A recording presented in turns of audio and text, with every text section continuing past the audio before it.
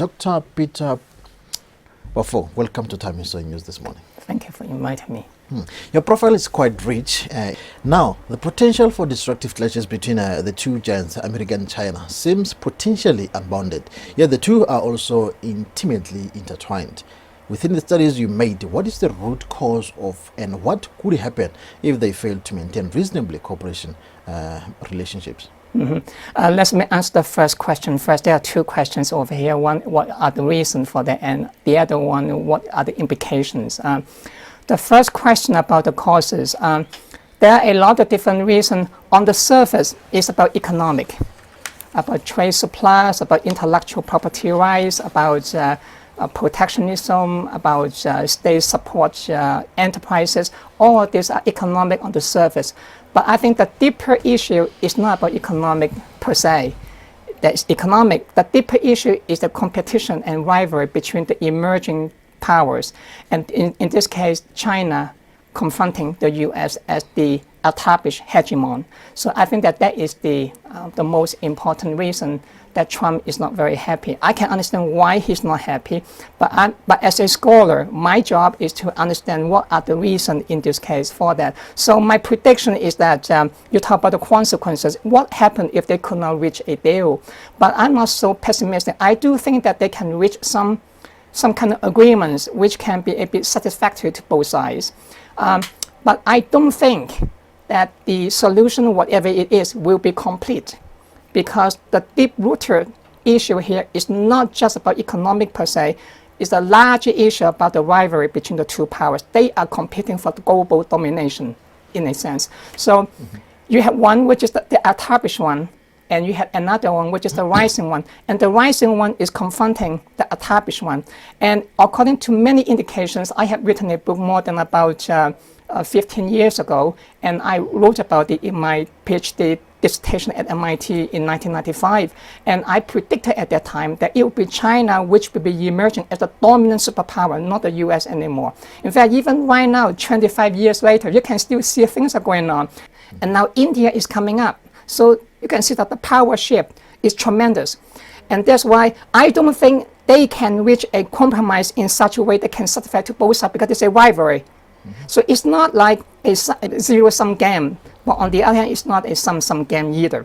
But I think that the rivalry will be there. And then another implication is that you will see in the short term, there will be a division of the world. One is the Western Bloc. The other one is the Eastern Bloc. Now, do not confuse it with the Soviet era, in which case you have the Western Bloc, NATO and all that, the US and the Soviet Union. The Soviet Union is gone. So what I mean by that is that right now you have a China-led area, and then you have the US-led area, and they are more or less divided right now. They are trying to integrate, as you said at the beginning. They cannot separate them. It's not like the Soviet Union and the USA anymore. They are very integrated, but on the other hand, they also don't see each other eye to eye, because there's a question of rivalry for domination.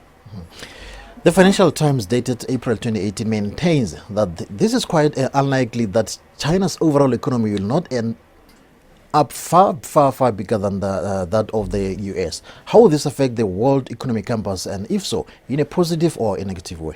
So everything in life, in this case economics too, has negative and positive.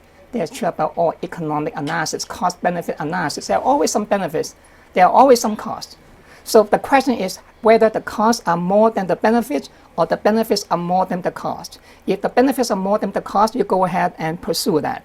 But in the case over here, I do think that the implication is tremendous, in the sense that there is a rise of protectionism in America. But that's not news. If you look at the history of protectionism in America, America is quite protected in many ways. Look at the steel industry, look at the farming industry, for example, and look at the manufacturing industry. If you look back 100 years before, the US have been quite protective in that sense, and even right now. But it's not just the US, Japan, Germany, almost any major powers are protected in a certain way. So that's not news. History of protectionism is always in history.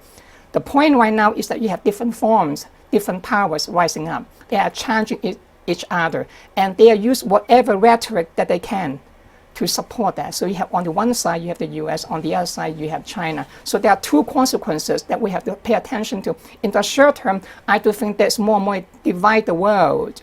But in the longer term, you will see that there will be a global shift of power from the West to the East. In this case, China especially, but India is coming next.